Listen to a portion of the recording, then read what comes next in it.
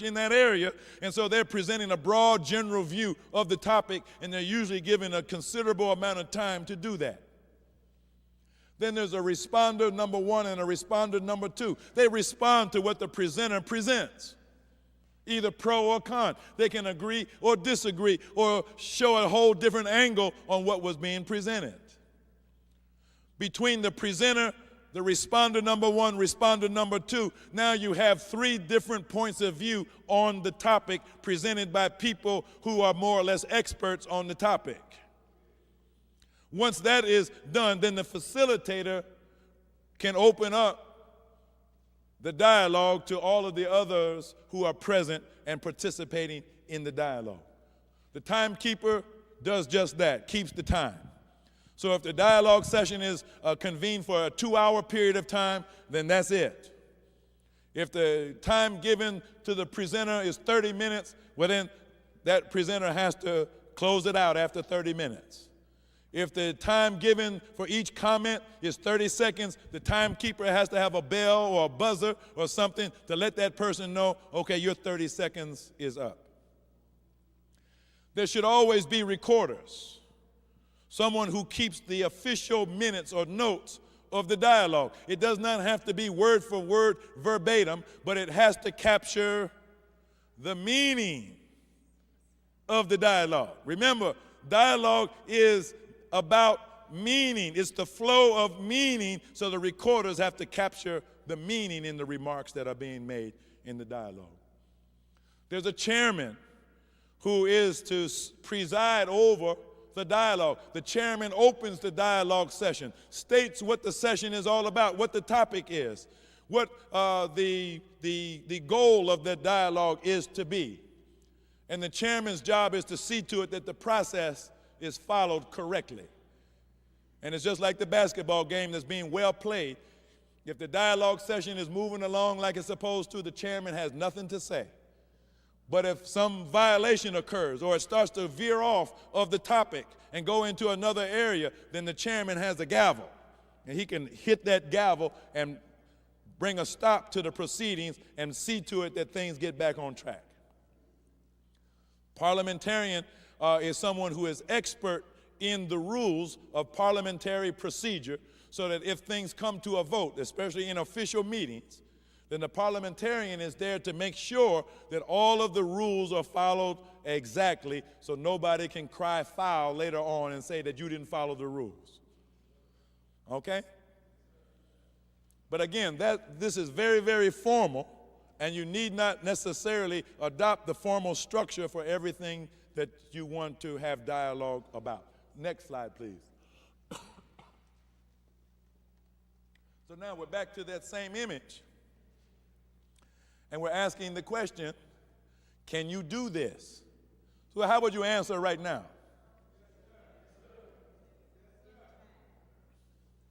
Well, we get a mixture of answers, don't we? Now, see, if I answer for myself, see, I would say, no, I can't do what that man's doing. Yet. But if I'm working hard in his name to make his word my bond, then one day I should be able to do that. Can I see the next slide?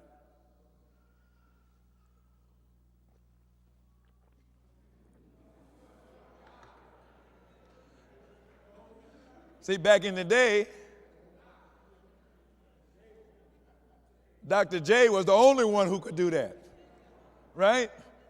I mean, he invented that. Next slide. But look at it today. Everybody's flying through the air.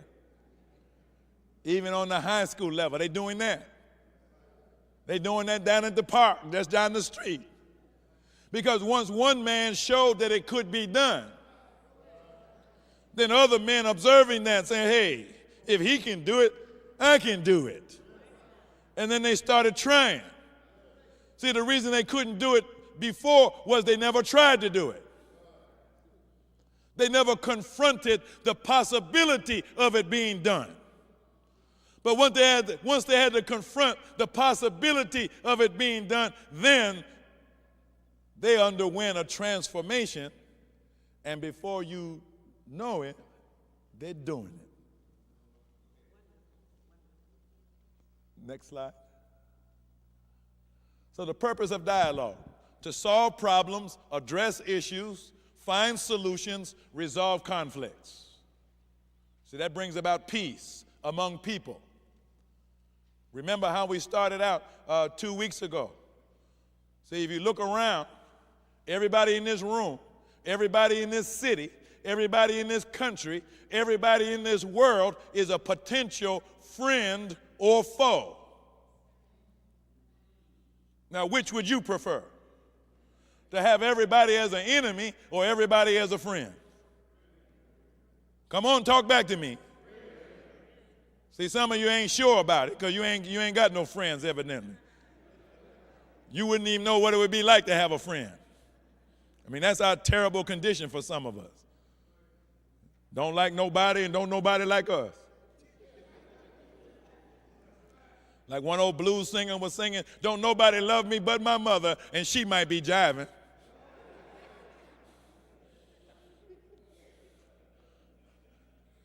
So the God came promising friendship.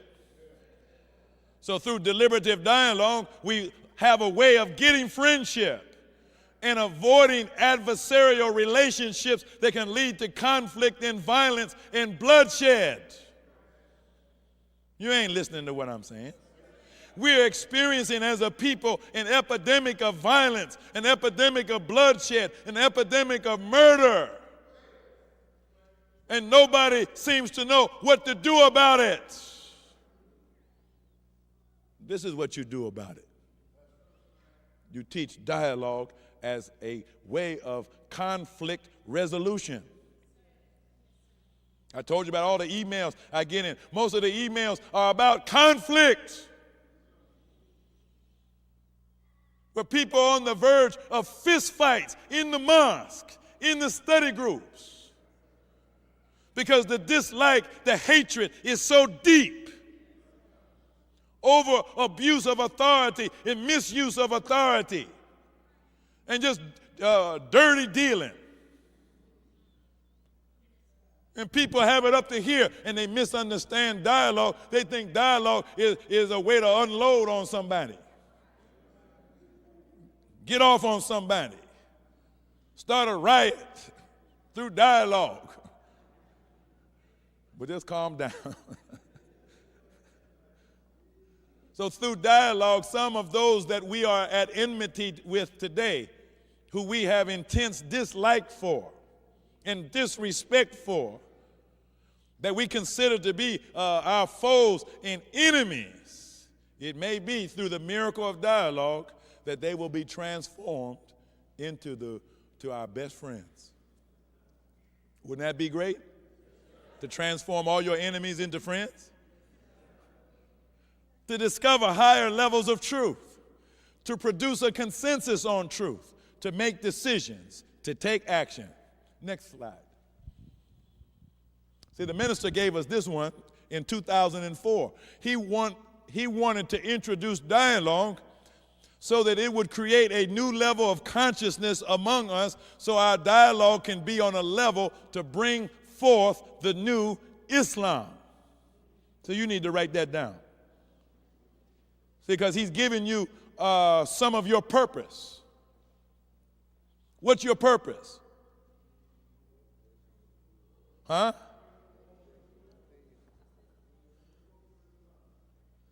To bring forth the new Islam. Not a new Islam, the new Islam. As taught by Master Fawad Muhammad. That's your and my great mission. To bring it forth. So when you sit in dialogue, you are bringing the sum total of your human experience with you to dialogue. Or should I say it a better way? You are bringing the meaning of your existence to the dialogue. It's not about the words that you may or may know how to pronounce. It has nothing to do with the education that you may have or may not have. It's about you as a child of God in the image and likeness of God in your entire life experience since you were on the planet and before you were on the planet. You are bringing the sum total of your human existence and inheritance into the dialogue. And the meaning of your existence is in the dialogue to confront the truth that God brought. Now, what happens when the truth of God meets up with the experience of the dead, of the so-called Negroes? What happens when the truth of God meets up with us? Well, then we bring forth out of our own living experience. Once it meets with the supreme wisdom of God, we bring forth something out of our being that has never been in existence since the earth has stood. And it could not be brought forth by any other means. So you see how important you are? Next slide. Now, dialogue builds up your consciousness, but what's the measurement of consciousness? See, last week we looked at something called the emotional tone scale, and that was important. This is even more important. What is your level of consciousness that you bring with you when you come into dialogue with one another? You see some of the same terms. At the lowest level, you have shame and guilt and apathy, grief and fear. At the highest, you have enlightenment, peace, joy, love, reasoning, acceptance, willingness. Calibrated at 200, you have courage. This corresponds on the emotional tone scale to antagonism. When you are at the level of antagonism on the emotional tone scale, it corresponds to courage on the map of consciousness. And at that level, then change for that individual is possible. Below the level of courage, change is not possible. Or shall I say, the change of your condition is not possible. Change in a positive direction is not possible. Change is possible below that, but it's in the negative direction. Are you following me? See, so when the Quran says that Allah never changes the condition of a people until they change it themselves, then you have to at least be at the level of courage in order to change your condition. If you're a coward, you will never change anything. You'll sit up in the dialogue session and you'll be afraid to open your mouth. See where you are on that map of consciousness? There's not enough energy to do anything. That's why the fearful and the disbelievers will be cast into a lake of fire. You can't build a new world with people who are full of fear and grief and apathy. There's not enough energy in that person to do any useful work. Next slide. Is everybody all right? Or is this too much science? You would prefer fairy tales.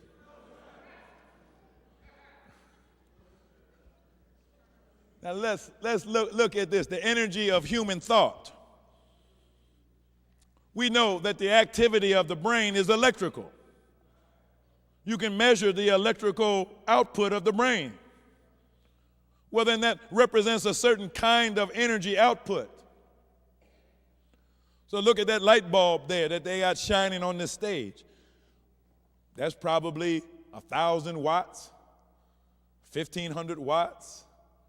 You're familiar with 100-watt light bulbs, 60-watt light bulbs, and that tells you how bright it shines, right? It's the power output of that light bulb. Well, what about your brain and its output? It's also electrical, and it can be measured in microwatts. So we saw on the other slide that the level 100, which corresponds to fear, it has an energy output of 10 to the minus 800 power. That's very weak. On the level of love, the energy output is 10 to the minus 35, which is a 765 log difference, which is almost inexpressible. The difference between the power of a thought from the level of love compared to the power of a thought from the level of fear. See, this is the exact scientific reason that good overcomes evil. The power of evil is nothing compared to the power of good. That's why we don't give any credit to darkness for having any power at all. Because if there's darkness somewhere, that's just the absence of light. So when we look at a world of evil, that world of evil don't have no power. It's just the absence of good in that world.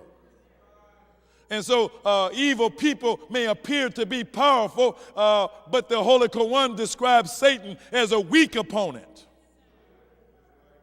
The Bible says much the same thing. All you have to say is, "Get behind me, Satan." The book says, resist the devil and he will flee from you, because the power that is generated by a righteous person from the level of love just cannot be handled by somebody that's operating on the level of fear and hate. This is why we do a disservice to the teachings of the Honorable Elijah Muhammad when we look at it and experience it like it's hate teaching. Like it's all about hating white people. Well, when you decide to make a stand on that ground, that's the weakest ground you can stand on. Don't misunderstand me now. I ain't say love the devil. But the love there would represent the love of self and kind, the love of God, the love of his apostle, the love of his truth, the love of his revelation. When you're standing on that solid ground of divine love, then you generate so much power within your being that you could say to the mountain, "Be removed," and it would be removed. You ain't listening. Next slide, please. Even though they ain't listening, see the next slide. Now look at this. This is interesting. See, this is why it don't actually take all of the people to be successful. See, this is the neutralizing force of good over evil.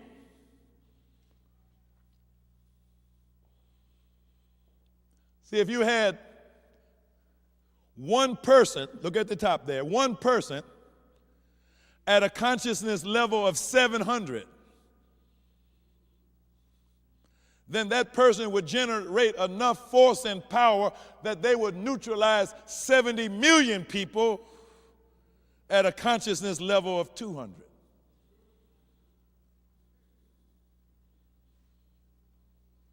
Look down at the bottom.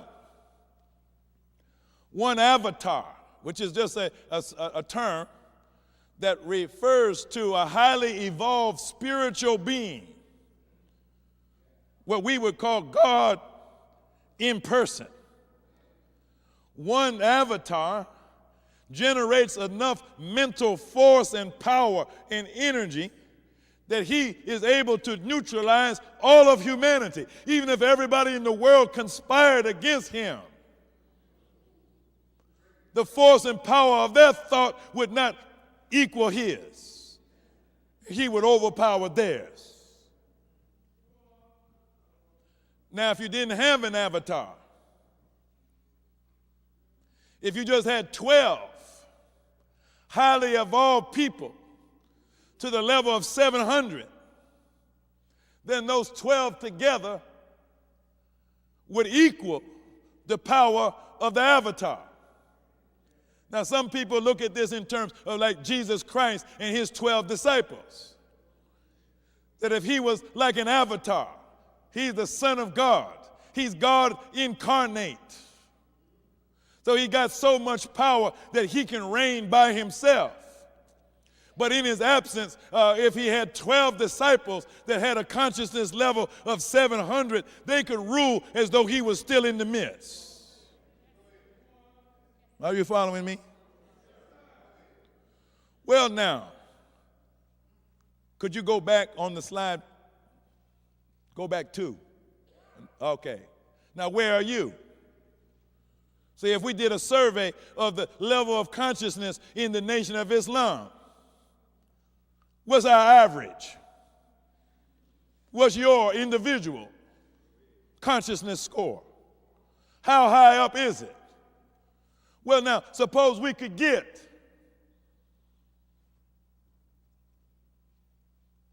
well, what did the minister say?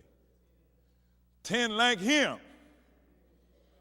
You see how that would work? He said if I had 10 like you, if I had 10 more like Farrakhan, the Honorable Elijah Muhammad said, then I would take the country. Well, now, where are we going to get the 10 from? Talk back to me. We looking for the 10. Well, why don't you decide? Why are you feeling sorry for yourself in apathy and grief and guilt, wallowing in that low level? Why don't you make up your mind to get yourself up? Because you got an avatar, you got God in person, you got his apostle in your midst. You got the Honorable Minister Louis Farrakhan all pushing for you. So what are you wallowing down there in grief and apathy? Like that's your place. That ain't your place. Why don't you come on up? If you come on up, if we only get 10 that come up, then we take this thing, brother. See, that's the way I was taught.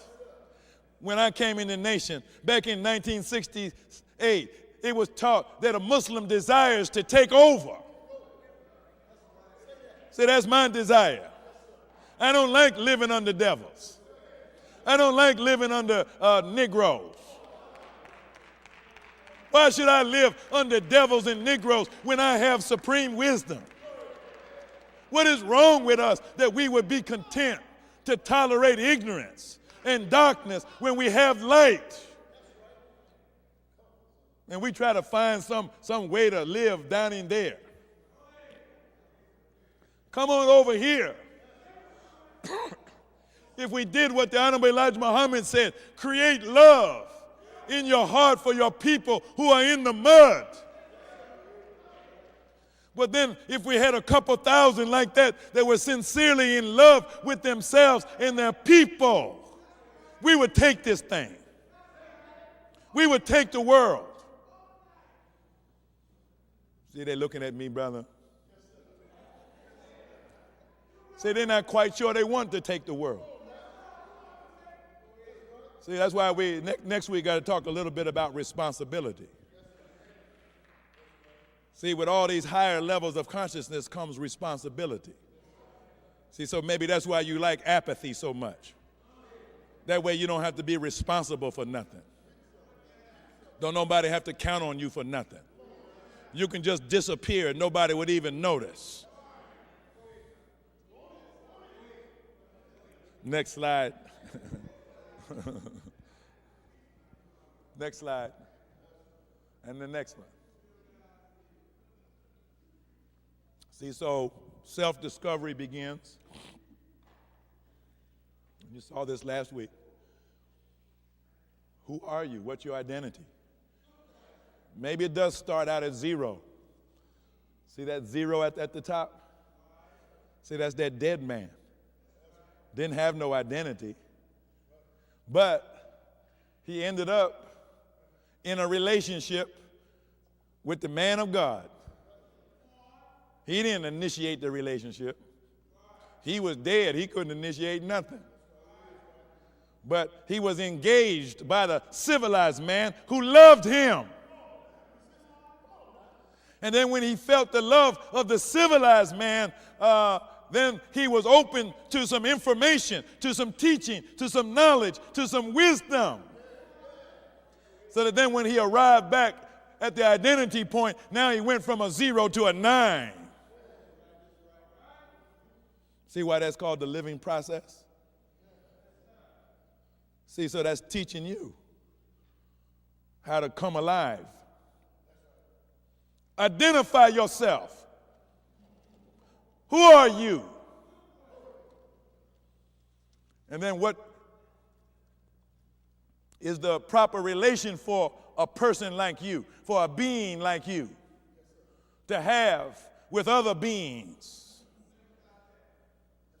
What is the proper relationship for you and your God, between you and your God, you and your apostle, you and your brother, you and your sister, you and your wife, you and your husband, you and your children, you and your neighbors, you and your fellow workers or fellow students? What is the proper relationship? And if you can define what that proper relationship should be in light of your true identity, then the information, the wisdom, the knowledge, the understanding that goes to sustain that kind of relationship, you will either find that you already have it, or you will know where to go to obtain it. And then you come to life. And that which you are a part of comes to life.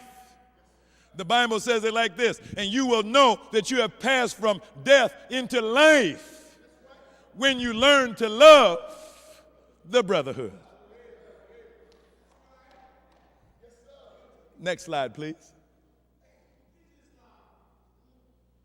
See, now here's the whole process. See that first triangle? See, that's showing you the basis of your beingness. But now, you ain't just here to be, you're here to do something, to get something done. Every being has a mission and a purpose. You got some work to do. So here's how the work gets done. You start with those 3 cardinal points. You got to be clear on those 3 points, otherwise you're dead. And if you're dead, you can't get nothing done. The same analysis that you can give to an individual with those 3 cardinal points, identity, relationship, and information, the same applies to groups. If the group is not sure of who it is, if the group is out of relationship with one another, if they won't share information, then the group is dead. You go to a meeting and the purpose or the identity of the meeting is not made known. The agenda is not known. The relationship among those at the meeting is not made clear. And the information that pertains to the subject at hand is hidden. That's a worthless meeting. You get nothing done. Now, once you're clear on those 3 points, then you got to get clear on, see where the one is, intention. Got to be clear on that. What is it that we're trying to do? What needs to be done? And then you drop down here. Principles and standard. This means the rules. What rules must we adopt that safeguards the identity, the relationships, and the flow of information. Because if we're playing by the wrong rules, and we start violating the relationships, then the whole thing goes sour. If we're operating by rules that allows secrets to be held, well, then we're going to sour the relationships. The whole thing goes dead. If we're operating by rules that violate the identity, that we ain't actually operating like Muslims, for example, then the whole thing goes dead. So when you get in a meeting or you get in a group and it's dead, and you know the difference between living and dead, don't you? You can tell when you're in a dead thing. Then one of those three, or all of those three, are being violated. How do you revive it? How do you bring it back to life? You get clear on those three. Then you can go with your intention, adopt the correct rules. Then you can address where you see the position two, the issues, the problems, where the tension is, where the hurt is. Then you can address that. And then within the structure and the context within your work, within which you are working, then you can begin to solve the problem. And it takes you down to the work. Just follow the arrows. And this is where the work actually gets done, where it actually gets handled.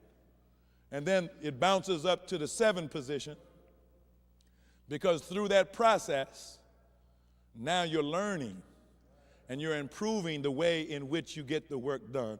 So this is where the efficiency starts coming in. This is how the lion begins to move 50 times faster using modern equipment. Well, equipment is not just technology like computers. This is technology. So now what's the sequence by which the work gets done? 1, 4, 2, 8, 5, 7. Say that. Those are the sequence of numbers that are found in the number that is known as pi. Pi is the mathematical formula that governs the circle, which is the image of perfection. So the number pi is 3.142857.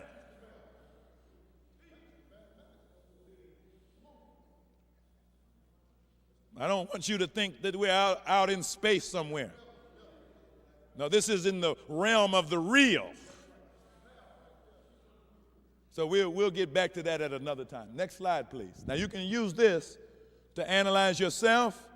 You can use this to analyze your household. You can use this to analyze your business. You can use this to analyze the mosque, the study group, wherever you are, where something needs to be done. This is what you use. Next slide, please. So starting with self, accept your own and be yourself. Well, we've gone through most of what that means. Your own means the essence of you. It's what you were before you had your body, before you had your mind, before you had your personality, before you got your education, before you got your money, before you got a car and a watch.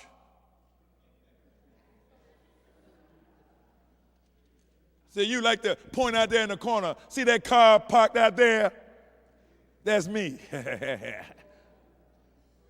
See, identifying with material objects. That's not you. See, so accepting yourself means to accept the essence of what you are. The Holy Quran says that Islam is the nature made by Allah in which He created you. And there's no altering Allah's creation. So Islam is the very nature of you. So that's why when you accept your own and you are being yourself, you become a righteous Muslim. Next slide. See, we can stay on this all night, but we ain't got all night. Now, that's an interesting man. I told you I wanted to talk about my family reunion, and that is a portrait of my great-great-grandfather, who was a slave in South Carolina by the name of Isaac Nimmons. Now, when I found that portrait, I looked at it. I don't know how clearly the projection is, but it looked like me. But then why shouldn't it look like me? That's my great-great-grandfather. He was born in 1832 and died in 1905. And he was the coachman and the body servant of the owner of a plantation in South Carolina by the name of the Woodlands Plantation. Now, when the Civil War broke out, they accused him of burning down the plantation.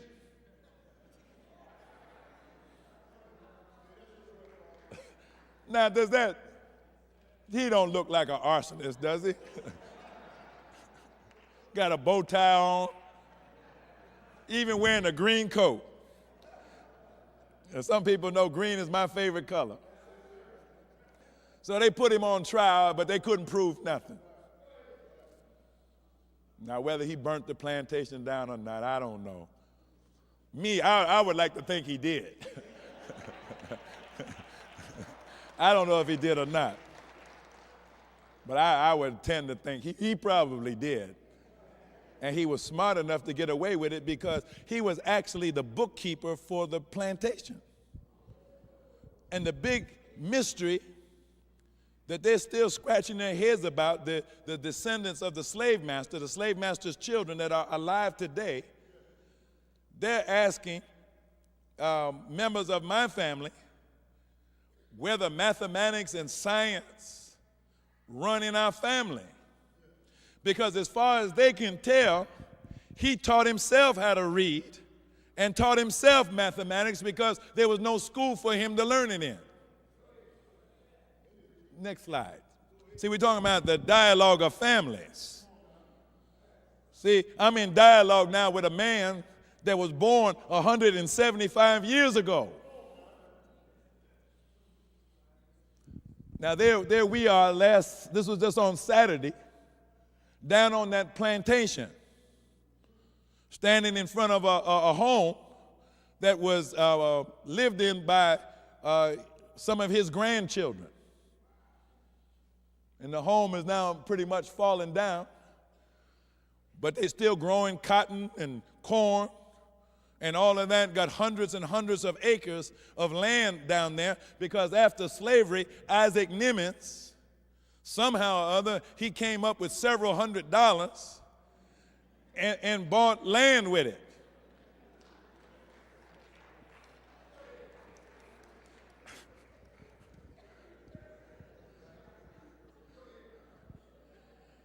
And then they say he was given some authority to set up a community in what was called Middle Place. And there were 25 families of freed slaves that set up in Middle Place, and they started building up their life. They started building farms and homes. And I even saw this schoolhouse that they built where my grandmother and my grandfather learned how to read and write. There ain't no mystery about how they learned how to read and write. It was in that little one-room schoolhouse. Next slide. Those are some of my cousins there. Now, this is my great-grandmother. Her name was Diana. And when we were down there on the plantation, or used to be plantation, they took us to where her house used to be. The house is gone. But they showed us the plot of land that she inherited from her father. See, I'm giving you some of the history of my family, but it could be your family too. And I noticed something on a tree on that plot of ground where her house used to be, and we got up on it. You can read it. It says, Notice of Levy. state of South Carolina, county of Bamberg. And then it goes on to talk about back taxes, $270 worth of back taxes that were owed on that property, and they were going to confiscate the land.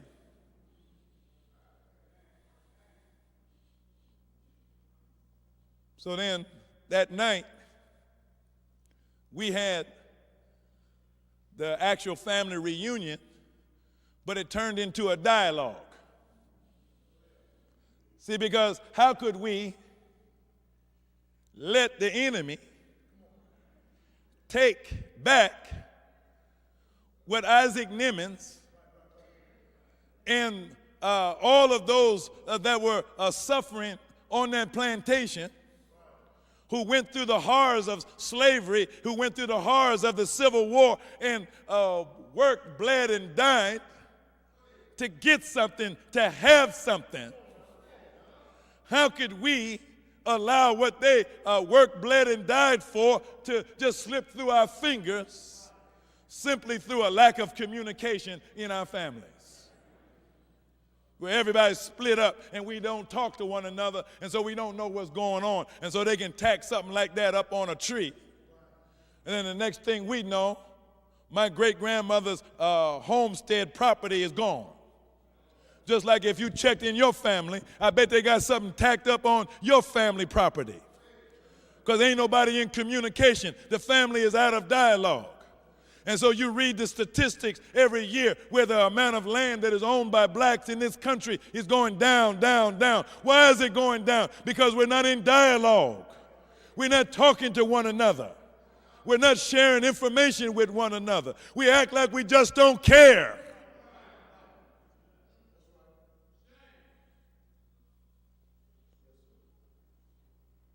So dialogue is not just for individual self-discovery. It's to preserve families. Now, I haven't been able to calm down since I found my great-great-grandfather. See, because even though it's 175 years, I feel like I'm in dialogue with him. I'm trying to figure out what the world looks like from his point of view. And I'm trying to figure out now, what is the meaning of my life in light of his life? Because when he was down on his knees in prayer, praying for a change, praying for a better time to come in the future, don't I have the sense enough to know that I am his future? You ain't paying attention to what I'm saying. I am the future that he prayed for.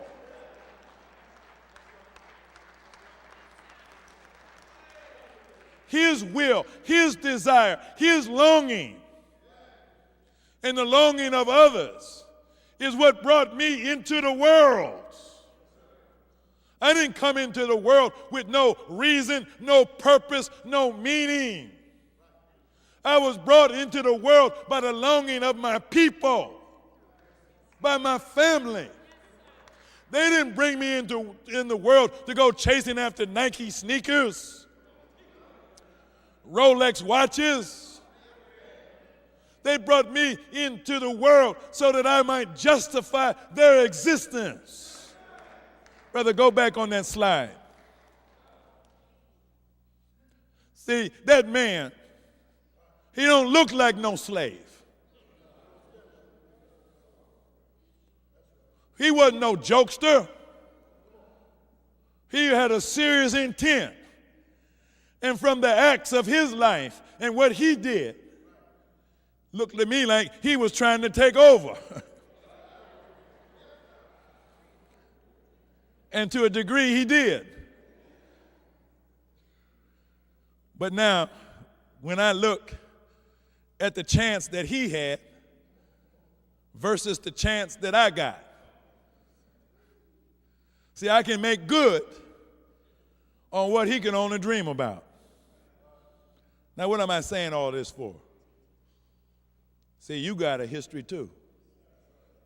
See, I didn't know how I got here. I just found out this past weekend